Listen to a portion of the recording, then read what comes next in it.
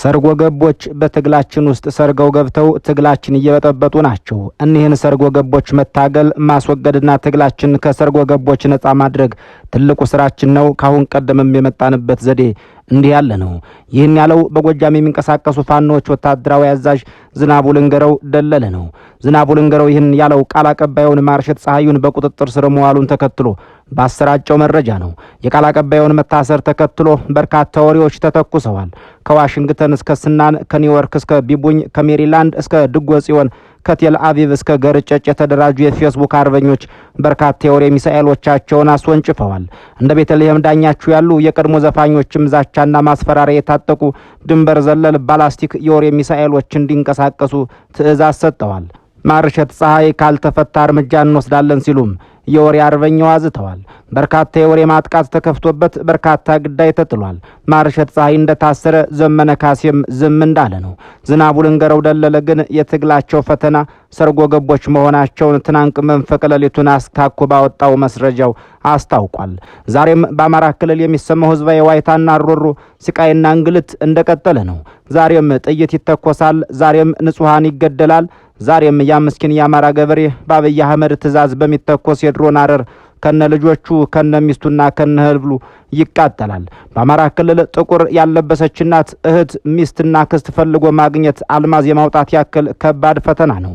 በአማራ ክልል በወገቡ ገመድ ያልታጠቀ ካፖርት ያልደረበ ጥቁር ኮፍያ ያልደፋ አባትና አጎት ወንድምና ጓድ ማግኘትም በእርግጥ አባይን በጭልፋ ይሉት ያለ ነው። በአማራ ክልል ቢያንስ አንድ ያልተቀበረ ቤተሰብ፣ አንድ ያልገበረ አባወራ፣ አንድ ያልሸኘ ጭሰኛ፣ አንድ ያላስታጠቀ ወላድ የለም። በአማራ ክልል የጠመንጃ ትግል ከጀመረ ቢያንስ 3 ዓመታቶች እንደ ዘበት አልፈዋል። ከትግሉ ፊትነን የሚሉ የትግሉ መሪዎች ግን ዛሬም ስለ አመራር ግንባታ፣ ዛሬም ስለ አመራር አቅም፣ ዛሬም ስለ ሰርጎ ገብና እስር፣ ዛሬም ስለ ገንዘብና ዘረፋ፣ ዛሬም ስለ ጎጥና ቡድን፣ ዛሬም ስለ አንጃና መከፋፈል እያወሩ ናቸው። ምድራችን በርካታ ተመሳሳይ ትግሎች ተካሂደውባታል። ከቲፒኤልኤፍ እስከ ታሊባን፣ ከሙጃሂዲን እስከ ፋርክ አማጽያን ምድሪቷ በርካታ ትግሎች ተካሂደውባታል። የነጩንም የጥቁሩንም ደም ተቀብላ በጠላትነት ተገዳድለው የወደቁባትን ባላንጣ ወታደሮች አስክሬን አስማምታ ውጣ ዛሬም የሚካሄዱ ትግሎችን እያስተናገደች ነው። የሰው ልጅ በዘፍጥረቱ የሚመቸውን ያኗኗር ዘይቤ ለመገንባት ከተፈጥሮ እስከ ስርዓትና ከራሱ ጋር የሚታገል ፍጡር በመሆኑ ትግል ያኔም ነበር፣ ዛሬም አለ፣ ምናልባት ነገም ይቀጥል ይሆናል። በኢትዮጵያም በአፍጋኒስታንም በኮሎምቢያም በዩክሬንም የታጋይ ውጤቱ አንድ ነው። ወይ ድል ቀንቶት አሸንፎ መንግስት ይሆናል ወይም ድል ሆኖ ተሸንፎ ከስሞ ይቀራል። በአፍጋኒስታን በርካታ ታጣቂዎች እንደ ጧፍ ተቀጣጥለው ከስመዋል። በርካታ ታጣቂዎች ደግሞ ከተራራው ወርደው ቤተ መንግስት ገብተው ህዝባቸው የተመኘውን ያን ስርዓት ተክለውላቸዋል። ለመክሰማቸውም ሆነ ለመሳካታቸው ሁሉም የየራሳቸው ምክንያትና ውጤት አላቸው። የታሪክ ሰነዶች እንደሚያረጋግጡት የአንድ አማጺ ቡድን ስኬት ወይም ውድቀት የሚወሰነው በጠመንጃው ብዛት ሳይሆን በውስጥ ደህንነቱ ጥንካሬና በውጭ ኃይሎች የጥቅም ጨዋታ ውስጥ በሚኖረው ሚና ነው። ዛሬ በኢትዮጵያ ተራሮች ላይ የሚታየው የፋኖ ትግል በታሪክ ላብራቶሪ ውስጥ ተፈትነው ካለፉ ሌሎች ትግሎች ጋር ተመሳሳይ መልክ አለው። የስኬትን ምስጢር ለመረዳት ወደ ኤርትራ ተራሮችና ወደ ትግራይ በረሃዎች መመልከት ብቻውን በቂ ማሳያ ነው። የኤርትራ የነጻነት ግንባር ወይም ኢፒኤልኤፍ እና የህወሓት ወያነ ሓርነት ትግራይ ወይም ቲፒኤልኤፍ ለዓመታት ባካሄዱት ትግል በኋላ ስልጣን ለመያዝ የቻሉት በሁለት ዋና ዋና ምክንያቶች እንደነበር ሌሎች ጸሐፍት ጽፈው እኛም አንብበነዋል። አንደኛውና ዋነኛው ብረት የለበሰ የማዕከላዊ መፍጠራችሁ ነው። እነዚህ ድርጅቶች በውስጣቸው የሚፈጥርን ማንኛውም የአንጃና የመከፋፈል አዝማሚያን ገና በመጀመሩ በመዶሻ ይቀጠቅጡት ነበር። ዛሬም በፋኖ ውስጥ የምናየው ወደ ቀበሌና ጎጥ የመከፋፈል ስጋት በእነዚህ ድርጅቶች ውስጥ ቦታ አልነበረውም። ሁለተኛው ምክንያት ደግሞ የውጭ ስለላ ድርጅቶችን መረብ በጥንቃቄ መያዛቸውና አግባብነቱን ተከትሎ መጠቀም መቻላቸው ነው። የራሳቸውን ዘር በጠላት መዋቅር ውስጥ መትከል እንጂ የጠላትን ዘር በውስጣቸው እንዳይበቅል የደህንነት መዋቅራቸው እጅግ ረቂቅ አድርገው ገንብተውት ነበር። በሌላ በኩል ደግሞ እንደ ፋኖ በከፍተኛ የህዝብ ድጋፍ ተነስተው ነገር ግን በሽንፈት የተወደመደሙ ትግሎችን ስንመለከት ምክንያቱ ሁልጊዜም አንድ ነው። ውስጣዊ ስንጥቅና የውጭ ሰላዮች ሰርጎ መግባት። በስሪላንካ ለ30 ዓመታት የተዋጋው የታሚል ታይገር ወይም ኤልቲቲኢ ነው። ይህ ቡድን በዓለም ላይ እጅግ ዘመናዊና ጠንካራ የሚባል አማጺ ነበር። የራሱን የባህር ኃይልና የአየር ኃይል ሳይቀር ያቋቋመ ኃይል ነበር። ሆኖም ግን መጨረሻው ሽንፈት ሆነ። ለምን? ምክንያቱም የስሪላንካ ደህንነት ድርጅት በምዕራባውያን ቴክኖሎጂ ታግዞ ዘር የመዝራት ስልቱን ተጠቀመ። በመሪዎቹ መካከል ጥርጣሬን በመርጨት በከፍተኛ አመራሮቹ መካከልም መከፋፈልን ፈጠረ። አንዱ አንጃ ሌላውን አሳልፎ እንዲሰጥ በማድረግ የድርጅቱን የሰንሰለት በታሪክ ታይቶ በማይታወቅ ሁኔታ በጥበብ በጣጠሰው። ዛሬ ዝናቡ ልንገረው በሰርጎ ገቦች እየተፈተንን ነው ሲል የታሚል ታይገር የደረሰበትን መርዶ በፋኖ ተራሮች ላይ ያንዣበበ ይሆን የሚል ስጋት መፍጠሩ አይቀር የሚሆነውም በዚሁ ምክንያት ነው። ሌላው ያልተሳካ ትግል ማሳያ በቅርብ ጊዜ የተመለከትነው የአንጎላው ዮናስ ሳቪምቢ ትግል ነው። ሳቪምቢ ዩኒታ ለ10 ዓመታት የተዋጋው በሲአይኤ ድጋፍ ነበር። ነገር ግን አሜሪካ ጥቅሟን ስታረጋግጥና ሳቪምቢ ለቀጣይ ስትራቴጂዋ እንደማይመች ስታመን የሰጠችውን ድጋፍ መልሳ ነጠቀችው። በድርጅቱ ውስጥ የዘራቻቸው ኤጀንቶች መረጃውን አሳልፈው በመስጠታቸው ምክንያት ሳቪምቢ በበረሃ ውስጥ ተከቦ እንዲገደል ተደረገ። ትግሉ አሸንፎም መንግስት ሳይሆን ቀረ። አንድ የታጠቀ ኃይል በውጭ ኃይሎች ድጋፍ ላይ ብቻ ከተንጠለጠለና የውስጥ አንድነቱን ካላጠናከረ ውድቀቱ የጊዜ ጉዳይ ብቻ ይሆናል። በፋኖ ውስጥ የምናየው የማርሸ ፀሐይ እስር፣ የዘመነ ካሴ ዝምታና የአስረስ ማረ ቅንያዊ ንግግር ትግሉ በስኬትና በውድቀት መርዶ መካከል መቆሙን አመላካች ናቸው። የፋኖ ኃይሎች ጠላት ብሎ የሚታገሉት መንግስት ሁኔታው ለኔ ተመቸኝ እያለ ያለው በታሪክ እንደሚታየው አማጽያን በውስጥ ሽኩቻ ሲዳከሙ ለመንግስት ትልቅ ድል በር ስለሚከፍት ነው። በአፍጋኒስታን ታሊባን ከ20 ዓመታት ትግል በኋላ ስኬታማ የሆነው በሁለት መሰረታዊ ነገሮች ነበር። አንደኛው ጽኑ ርዕዮተ ዓለም ሲሆን ሁለተኛው ደግሞ የውጭ የስለላ ድርጅቶች እንደ ሲአይ ያሉ በውስጥ ሊተክሏቸው የሞከሩትን ዘሮች በየጊዜው በመንቀል የውስጥ ጥራት በማድረጉ ነው። ታሊባን የውስጥ ደህንነቱን ወይም ካውንተር ኢንተለጀንስ ከጠመንጃው በላይ አጠናክሮ ነበር። ዛሬ ፋኖ ይህንን የውስጥ ጽዳት የማድረግ ብቃት አለው ወይ? ወይስ እንደ ሊቢያው አማጽያን በስለላ ድርጅቶች ጨዋታ ውስጥ እንደ ጠጠር ይገፋል? በሊቢያ ጋዳፊን ለመጣል የተነሱት ኃይሎች ስኬታማ ቢመስሉም መጨረሻቸው ግን ሀገርን ማፍረስ ሆነ። ምክንያቱም ትግሉ የተመራው በሊቢያውያን ሳይሆን በላንግሌና በፓሪስ ቤተ ሙከራዎች ውስጥ በተቀመሩ ደህንነታዊና የመረጃ ስልቶች ነበር። ማህሙድ ጅብሪልን የመሰሉ አማካሪዎች በትግሉ ውስጥ ሰርገው በመግባት ትግሉ ከድል በኋላ ወዴት መሄድ እንዳለበት ቀድሞ ፕሮግራም አድርገውት ነበርና በሰሩለት መንገድ ብቻ እንዲፈስ አደረጉት። ዛሬ በፋኖ መሪዎች ዙሪያ አሜሪካ እንዴት ፈልጋለች፣ ዲፕሎማሲው እንዲህ ይላል እያሉ ስትራቴጂ የሚነድፉ ሰዎች ትግሉን ወደ መንግስትነት ሳይሆን ወደ ሊቢያው አይነት መበታትን እንዳይወስዱት የሚል ምሁራዊ ስጋቶች ተጋርጠዋል። በፋኖ ትግል ከትግልና ታጋዮች ጀርባ ከጥይቱ ድምፅም በስተጀርባ በዝምታ የሚሰሩ የሀገሪቱን ቀጣይ መዳረሻዎች ለመወሰን የሚፋለሙ ስውር እጆች እንዳሉ እየተነገረ ነው። እነዚህ ስውር እጆች እነማን ናቸው? የእነዚህ ስውር እጆች ጭንቅላትስ ማን ነው? ከፋኖ ትግል የሚፈልጉት ግብስ በእርግጥ ምንድን ነው?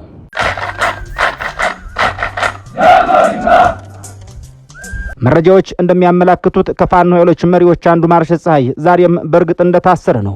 እሱን አስሮታል የተባለ ወታደራዊ አዛዥ ዝናቡ ልንገረው ደግሞ ትግላችን እየተፈተነ ያለው በሰርጎ ገቦች ነው የሚል ይዘት ያለው መግለጫ ወጥቷል። በዚህ ሁሉ ግርግር መሃል ግን የሁለቱም አለቃ የሆነው ዘመነ ካሴ ዛሬም ጸጥ ጭጭ ረጭ እንዳለ ነው። ምድር ላይ ያለው ታጋይ ሁነቱን ወደ ቀበሌና ጎጥ ወደ አጀንዳና መከፋፈል እየወሰደው ባለበት በዚህ ወቅት ብረትን መቀጥቀጥ እንደጋለ ነው እንዲል ቢሉ የፋኖ ኃይሎችን ጠላት ብሎ የሚታገሉት የብልጽግናው መንግስት ሁኔታው ለኔ ተመቸኝ እያለ ይመስላል። የአማራ ፋኖ ጠንካራ ማዕከል ነው የሚባለው የጎጃም ፋኖ በእርግጥ ውስጣዊ ፈተና ውስጥ ነው። ፈተናው ግን አዲስ አይደለም። ካሁን ቀደም ተፈትኖት በብቃት አልፎታል። ዛሬስ የሚለው ግን በእርግጥ አስጊ ሆኗል። ከዚህ ሁሉ ውስጣዊ ፈተና ባሻገር ደግሞ ትንፋሽ የሚያሰሙ የሀገሪቱን ቀጣይ መዳረሻ በቤተ ሙከራ ውስጥ እንደሚቀመር መድኃኒት የሚያሰናዱ ስውር እጆች እንዳሉ ይነገራል። ከዋሽንግተን ላንግሌይ እስከ እስራኤሏ ቴል አቪቭ፣ ከፈረንሳዩ ኒስ እስከ ለንደኑ MI6 ድረስ ያሉ የስለላ መረቦች በአሁኑ ሰዓት አይኖቻቸውን በኢትዮጵያ ተራሮች ላይ በፋኖ ኃይሎች እንቅስቃሴ ላይ ተክለዋል። ዓላማቸው አንድ ነው። ነገ ስልጣን ይዛል ብለው የሚገምቱትን ኃይል ገና ጠመንጃው ሳይገን በራሳቸው ቁጥጥር ስር መዋል። ማርሸ ፀሐዩ ለምን ታሰረ? የዘመነ ካሴ ዝምታስ ስትራቴጂክ ነው ወይስ የዚያ ሴራ ውጤት ነው? አስረስ ማረ ዳምጤ በቅኔ ንግግራቸው ሊነግሩን የፈለጉት መርዶስ በእርግጥ ምንድን ነው? በፋኖ መዋቅሮች ውስጥ ተሰግስጓል የሚባለው የሲአይኤ ኤጀንት ግንባር ላይ የሚዋጋ ሳይሆን በመሪዎቹ ጆሮ ስር ስትራቴጂክ የሚነዛ ታማኝ አማካሪ ቢሆንስ? ለመሆኑ የፋኖ ኃይሎች አማካሪ ማን ነው? ዛሬ የፋኖን ትግል ከውስጥ እየበላው ያለው የጥርጣሬ ደዌ የዓለም አቀፍ ሰላዮችን ዘር የመትከልና የማጥፋት ስልቶችን እንዲሁም በታሪክ ታይቶ የማይታወቀውን የመጠላለፍ ምስጢር በመረጃና ማስረጃ አስደግፈን እንመለከታለን። በኢትዮጵያ ሰማይ ስር በተለይም በአማራ ክልል ተራሮችና ገደላ ገደሎች የሚሰማው የጥይት ድምጽ ብቻ አይደለም። ከጥይቱ ድምጽ በስተጀርባ በዝምታ የሚሰሩ የሀገሪቱን ቀጣይ መዳረሻዎች ለመወሰን የሚፋለሙ ስውር እጆች እንዳሉም እየተነገረ ነው። በተለይም የፋኖ ኃይሎች በኢትዮጵያ ፖለቲካ ውስጥ ያላቸው ሚና እየገዘፈ በመጣ ቁጥር የውስጥ አንድነታቸው መላላትና የውጭ የስለላ ድርጅቶች ሰርገው መግባት የትግሉ ትልቁ ስጋት እየሆነ መጥቷል። የፋኖ ኃይሎች የውስጥ ፈተና አሁንም በእርግጥ እንደቀጠለ ነው። አንዱ በባለ ሀብት ይፈተናል፣ አንዱ በባለስልጣን ይፈተናል፣ አንዱ በጀነራል፣ ሌላው በሃይማኖት፣ ሌላው ደግሞ በግል ፍላጎትና በርዕዮተ ዓለም ልዩነት መጠራጠራቸው ዛሬም እንደቀጠለ መሆኑ ይነገራል። ይህ በጥርጣሬ የተሞላ ድባብ ደግሞ ለውጭ የስለላ መረቦች አመች በርን ከፍቷል። ከፈረንሳዩ ዲኤችሲኢ እስከ አሜሪካው ሲአይኤ፣ ከእስራኤሉ ሞሳድ እስከ ብሪታንያው ኤምአይ6 ድረስ ያሉ ተቋማት በፋኖ መዋቅር ውስጥ እጃቸውን እንዳስገቡ መረጃዎች ይጠቁማሉ። እነዚያ ድርጅቶች በታጣቂ ኃይሎች ውስጥ እንዴት ሰርገው ይገባሉ? ቀጣዩ መንግስት ይሆናል ብለው በሚገምቷቸው ታጣቂዎች ውስጥ ኤጀንቶቻቸውን የሚተክሉበት ረቂቅ ስልታቸውስ እንደምን ያለ ነው? የስለላ ድርጅቶችና የወደፊት መንግስት ግንባታ ስልትስ እንዴት ይሰናሰላሉ? የሚሉ ጥያቄዎችን በተጨባጭ የታሪክ ማስረጃዎችና በሰነድ እንዲሁም በዘርፉ ባለሙያዎች እናስመልሳቸው። በራፍ ቲቪ ያነጋግራቸው የዘሩ ባለሙያዎች የዓለም አቀፍ የስለላ ድርጅቶች በተለይም ሲአይ በአንድ ሀገር ውስጥ የሚነሱ አማጽያንን ወይም ታጣቂዎችን በሁለት መንገድ ይመለከታቸዋል ይላሉ። ወይ ስጋት ናቸው ብሎ ለማዳከም ይሰራል፣ አሊያም ነገ ስልጣን ይይዛሉ ብለው ካመኑ ገና ከጅምሩ የራሳቸውን ሰው በመካከላቸው ይተክላሉ ይላሉ። የዓለም አቀፍ የስለላ ድርጅቶች በተለይም ሲአይ የአንድን ሀገር የወደፊት ዕጣ ፈንታ ለመወሰን የሚጠቀምባቸው እነዚህ ሁለት ስልቶች ዘሐመርና ዘሲድ በመባል የሚታወቁ ናቸው። ይህ በአጋጣሚ የሚደረግ ሳይሆን ላንግሌ ወይም የሲአይ ዋና መስሪያ ቤት ውስጥ በጥንቃቄ የሚቀመር የዚያች ሀያል ሀገር ሰርጎ መግቢያ ስትራቴጂዋ ነው። ዝናቡ ልንገረው በግልጽ ባይናገረው ትግላቸው በሰርጎ ገቦች እየተፈተነ መሆኑን መናገሩ ፍንጭ የሚሆነውም ለዚሁ ነው። በእርግጥም ማርሸ ፀሐዩን በቁጥጥር ስር መዋሉን ተከትሎ ሰርጎ ገቦች ትግላችን እየፈተኑት ነው ማለት በሴት በር በኩል እንደ ማርሸ ፀሐዩ ያሉ ሰርጎ ገቦች የዓለም አቀፍ የስለላ ድርጅቶች የአክቲቪስት ሰዎችና የእርዳታ አቅራቢ ሰዎች ጭንቅላቶች በትግላችን ውስጥ አሉ ማለትም ይሆናል። አንድ የታጠቀ ኃይል ወይም አማጺ ቡድን የአሜሪካን ጥቅም የሚቃረን ርዕዮተ ዓለም ካለው ወይም ደግሞ ለአሜሪካ ተቀናቃዮች ለምሳሌም ለሩሲያ ወይም ለቻይና ወይም ለሰሜን ኮሪያ ያደላ ከሆነ ሲአይ ያንን ሀያል ስልጣን ሳይዝ በፊት ገዳ በጽንስሱ ለመግጨት ወይም እርስ በራሱ እንዲማታ በማድረግ እንዲዳከም ትሰራለች። ይህ ነጥብ በታሪክ ማስረጃ እንመልከተው።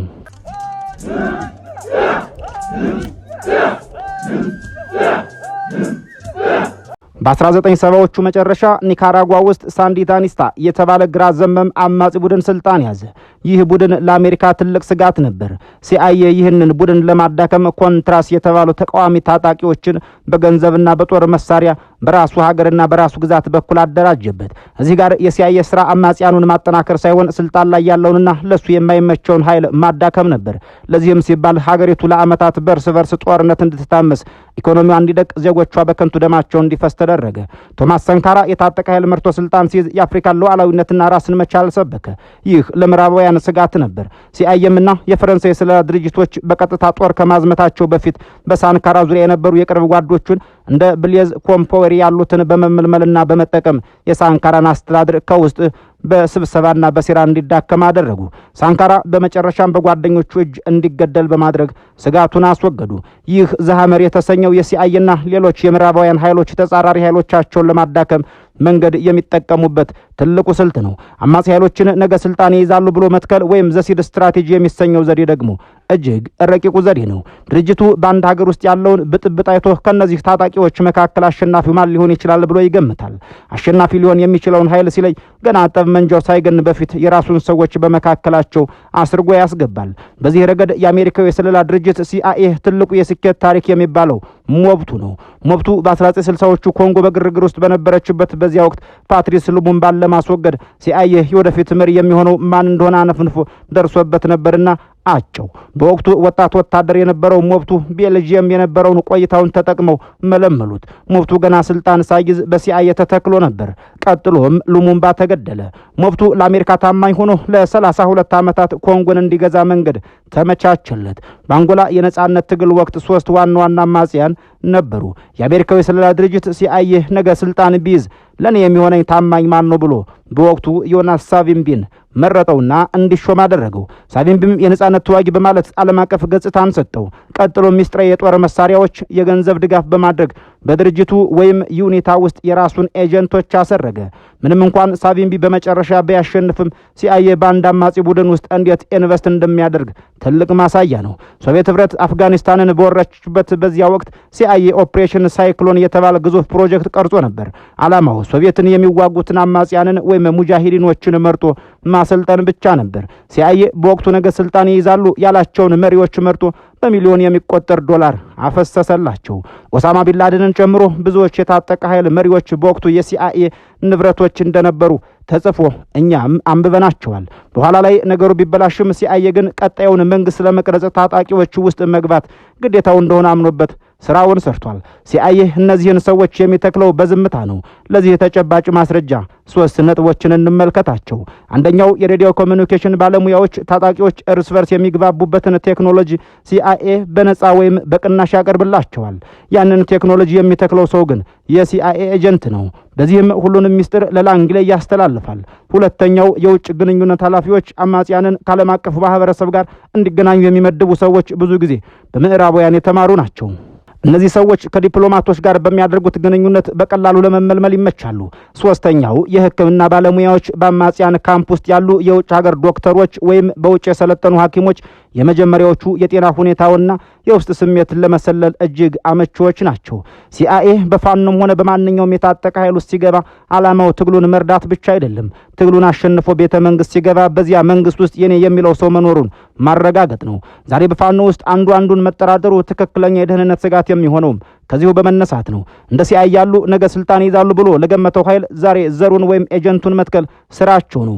እነዚህ ኤጀንቶች የሚተከሉባቸው መንገዶች በአራት ዋና ዋና ስልቶች የሚከፈሉ ናቸው። ከዚያም ባለፈ የሎጂስቲክስና የገንዘብ ድጋፍ በማድረግ ራሳቸውን አስርገው ያስገባሉ። ታጣቂ ኃይሎች በረጅም ጊዜ ጦርነት ውስጥ ሲቆዩ የገንዘብና የትጥቅ እጥረት እንደሚገጥማቸው በዓለም አቀፍ የታጣቂ ኃይሎች ትግል ውስጥ ተጽፎ የተነበበ ተግብሮም የታየ ነው። በዚህ ወቅት የስለላ ድርጅቶች በጎ አድራጊ ባለሀብት ወይም የዲያስፖራ አስተባባሪ በመመልመል ቀረቤታ ይፈጥራሉ። የሚሰጡት እያንዳንዱ ዶላር ግን ዋጋ ያለው ነው። በገንዘብ ድጋፍ አማካኝነት በውሳኔ ሰጭነት ቦታ ላይ ተጽዕኖ ማሳደር የሚችሉ ኤጀንቶችን ያሰርጋሉ። የመረጃ አቅርቦትና የእውነት ባለቤትነት ሰርጎ ለመግባት ትልቁ ዘዴ ነው። የስለላ ድርጅቶች ታጣቂ መሪዎችም እጅግ ሚስጥራዊ የተባሉ የመንግስት መረጃዎችን ለምሳሌም የስርዓቱን እንቅስቃሴ፣ የመንግስትን የካዝና አቅም፣ የመንግስትን ዲፕሎማሲያዊ እንቅስቃሴ፣ የመንግስትን ሚስጥራዊ እንቅስቃሴ በጠቅላላ በመስጠት አመኔታን ያተርፋሉ። መሪዎቹም ይህ ሰው እውነተኛ ረዳታችን ነው ብለው ሲያምኑ ኤጀንቱ ወደ መሃል መዋቅሩ ሰርጎ ይገባል። ከዚያም በኋላ ግን መረጃው የሚመጣው ለታጣቂዎቹ ጥቅም ሳይሆን ታጣቂዎቹን ድርጅቱ ወደሚፈልገው አቅጣጫ ለመጠምዘዝ ይሆናል። ታጣቂዎቹ በዓለም አቀፍ ማህበረሰብ ዘንድ ተቀባይነት እንዲያገኙ የዲፕሎማሲና የሚዲያ አማካሪዎች ያስፈልጓቸዋል። የስለላ ድርጅቶች በእነዚያ ባለሙያዎች ስም የሰለጠኑ ሰላዮችን ይልካሉ። እነዚያ ሰዎች የታጣቂውን ኃይል የፖለቲካ አቋም ቀስ በቀስ ከምዕራባውያን ፍላጎት ጋር እንዲጣጣም የማድረግ ኃላፊነትን ወስደው ይሰራሉ። ተኝቶ አድቢ ኤጀንቶችም በአፍሪካ ለሚነሱ ታጣቂ ኃይሎች ትልቅ እንቅፋቶች ናቸው። እነዚያ ትግሉ ሳይጀመር በአካዳሚክ ወይም በሲቪል ማህበረሰብ ስም ተመልምለው የቆዩ ናቸው። ትግሉ ሲፋፋም እኔም የታሪክ ተሳታፊ መሆን አለብኝ በሚል የትጥቅ ትግሉን ይቀላቀላሉ። በመካከላቸውም በሚፈጠረው አለመግባባት ላይ ቤንዚን በማርከፍከፍ አንዱን ከሌላው ጋር በማጋጨትና ትግሉ ወደ አንድ ማዕከል እንዳይመጣ በማድረግ ረገድ ቁልፍ ሚናን ይጫወታሉ። በቅርቡ የወጡ መረጃዎች እንደሚያመላክቱት የፋኖ ኃይሎች በተደራጁ ሰሞን ከኢትዮጵያ እስከ በርሊን የተከፈተውን የፕሮፓጋንዳ ዘመቻ በማስተባበር ረገድ ግንባር ቀደም የነበረው ማርሸት ፀሐዩ በቁጥጥር ስር ውሏል። ማርሸት በፋኖ ስም የሚሰሩ ሚዲያዎችን፣ አውታሮችን በማስተሳሰርና የትግሉን ድምጽ በማሰማት የሚታወቅ ቢሆንም አሁን ላይ መታሰሩ ብዙ ጥያቄዎችን አስነስቷል። የማርሸት መታሰር ከውስጥ ሽኩቻ ጋር የተያያዘ ነው ወይስ በስለላ መረቦች መጠላለፍ ውስጥ የተፈጠረ አጋጣሚ? ይህ ክስተት በፋኖ ደጋፊዎች ዘንድ ከፍተኛ መደናገጥን የፈጠረ ሲሆን በመካከላችን ያለው ማን ነው የሚለው ጥርጣሬ እንዲያገረሽ አድርጎታል። ሌላው ትልቁ እንቆቅልሽ የዘመነ ካሴ ጉዳይ ነው። የፋኖ ትግል ዋነኛ ምልክት ተደርጎ የሚወሰደው ዘመነ ካሴ ለረጅም ጊዜ ከእይታ በመራቁ በተከታዮቹ ዘንድ ስጋት ፈጥሯል። ዘመነ የታለ የሚለው ጥያቄም በየሰፈሩ እየተሰማ ነው። አንዳንዶች በስልታዊ ምክንያት ተደብቋል ሲሉ፣ ሌሎች ደግሞ ከላይ በተጠቀሰው የውስጥ ሽኩቻና በውጭ ኃይሎች ጫና ምክንያት ዘወር ተደርጓል ወይም ራሱን ሰውሯል የሚል ግምት አላቸው። የዘመነ ዝምታ በፋኖ ኃይሎች መካከል ያለውን የተበታተነ የሰንሰለት የበለጠ አሳሳቢ አድርጎታል። መሪዎች በጠፉበት ወይም ዝምታን በመረጡበት ወቅት ሰርጎ ገቦች ክፍተቱን ተጠቅመው የራሳቸውን አጀንዳ ለማስፈጸም ሰፊ ዕድል ያገኛሉ። የማርሸትን እስር ተከትሎ ዘመነ ካሴ ጸጥ ቢልም አስረስ ማረ ዳምጤ ግን መጽሐፍ ቅዱስን ጠቅሰው ቅኔ ምላሽ ሰጥተዋል። ምላሻቸውን እስክንድር ነጋ ፈንታም በአንድ ወቅት መልሰውት ያውቃሉ። ሁለቱም ንጉሳቸውን እየጠበቁ ናቸው። ዝናቡ ልንገረው ደግሞ ሰርጎ ገባ አለብን ብሏል። በፋኖ ኃይሎች መካከል ሰርጎ የገባው ማን ነው የሚለው ጥያቄ መሰረታዊ የሚሆነውም ከዚሁ በመነሳት ነው። በፋኖ ውስጥ ያለው የሲአይኤ ኤጀንት ማን ሊሆን ይችላል? ዘመነ ካሴ፣ አስረስ ማረ ዳምጤ፣ እስክንድር ነጋ ፈንታ፣ ዝናቡ ልንገረው ደለለ ወይስ ሌላ? ይህ ጥያቄ አሁን ላይ እጅግ አሳሳቢው ጥያቄ ነው። በፋኖ መዋቅር ውስጥ የሲአይኤ ኤጀንት አለ የሚለው መረጃ ከመሬት ተነስቶ የሚነገር ሳይሆን ድርጅቱ በታሪክ ካለው ልምድ በመነሳት የሚሰነዘር መረጃዊ ትንታኔ ግምት ነው። ሲአይኤ በኢትዮጵያ ቀጣዩን ስልጣን ሊይዝ ይችላል ብሎ የሚገምተውን ኃይል ላይ ቀድሞ ኢንቨስት ማድረጉ አይቀሬ ነው። ታዲያ ይህ ኤጀንት ማን ሊሆን ይችላል? የደህንነት ተንታኞች እንደሚሉት ከሆነ ኤጀንቱ የግድ ግንባር ላይ የሚዋጋ ታጣቂ ላይሆን ይችላል። ይልቁንም የገንዘብ ድጋፉን የሚቆጣጠር ከፍተኛ ባለሀብት፣ በውጭ ሀገር የሚገኝ ከምዕራባውያን ዲፕሎማቶች ጋር የጠበቀ ግንኙነት ያለው የፖለቲካ ተንታኝ ወይም በመሪዎች መካከል ሆኖ አሜሪካ እንዲህ ብላለች፣ ይህን ብታደርጉ ይሻላል እያለ ፖለቲካዊ ስትራቴጂክ የሚነድፍ አማካሪ ሊሆን ይችላል። ይህ ኤጀንት ስራው ትግሉን ማሳካት ሳይሆን ትግሉ አሜሪካን ቀጣይ የቀጠናው ጥቅም እንዳይነካ ፕሮግራም ማድረግ ነው። ክቡራን ሆይ ይህን ነጥብ ከተራ የመጠራጠር መንፈስ አውጥተን በተጨባጭ ታሪክና ማስረጃ እንመልከተው። ኤጀንቶችን በስም ለይቶ ማውጣት እጅግ አስቸጋሪና አደገኛ ቢሆንም በደህንነት ተንታኞች እይታ ግን ኤጀንቱ ማን ሊሆን እንደሚችል የሚጠቁሙ መገለጫዎች ወይም በእነሱ ቋንቋ ፕሮፋይልስ አሉ። በስለላው ዓለም ኤጀንቱ የግድ መለያ ቁጥር ያለውና በሚስጥር የሚገኝ ብቻ አይደለም። ሳያውቀው በሐሳብ ተጠልፎ ለአሜሪካ ጥቅም የሚሰራ ጠቃሚ ሞኝ ወይም ፈረንጆች እንደሚሉት ዩዝፉል ስቱፒድ ሊሆን ይችላል። የገንዘብ ድጋፉን የሚቆጣጠር ባለሀብት ወይም ዘፋይናንሰሩ ማን ነው? ተንታኞች እንደሚሉት ይህ ሰው በዲያስፖራው ዘንድ ትልቅ ተሰሚነት ያለው በሚሊዮን የሚቆጠር የገንዘብ ማሰባሰብ ስራን የሚመራ ወይም በትግሉ ትልቅ ድጋፍ የሚያደርግ ሊሆን ይችላል። የስለላ ተቋማቱ በቀጥታ ለታጣቂዎች ገንዘብ አይሰጡም። ይልቁንም በጎ አድራጊ በሚመስሉ ባለሀብቶች በኩል ገንዘቡ እንዲፈስ ያደርጋሉ።